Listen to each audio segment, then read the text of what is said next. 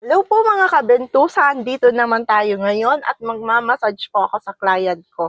Bali yon, taga Burabod po ang imamassage ko. Halika, samahan niyo ako mga kabentusa.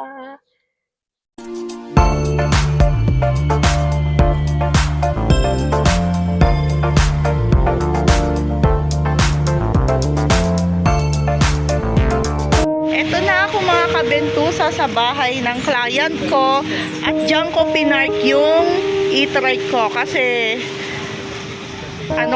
bawal talaga dito. Magalit yung may-ari. Buti na lang nakipagpaalam na ako sa may-ari na pwede ako mag-parking dito ng sasakyan. At buti na lang hindi siya nagalit.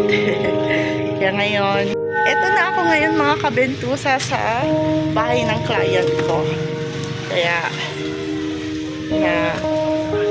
huwag natin silang pilitin na makuna ng pictures or videos. Wala tayo permission para makapag-vlog. Kaya eto na ako ngayon sa bahay ng client ko. Tao po! Ay tapos na ako mag-massage sa client ko. Ay pauwi na ako ng bahay. Ay pauwi na ako. At ngayon, lalakarin ko na to. Mga kabentusa ay safe na safe yung e-trike ko. Kaya pauwi na ako. Ay pauwi na ako ng bahay. Home sweet home mga kabentusa.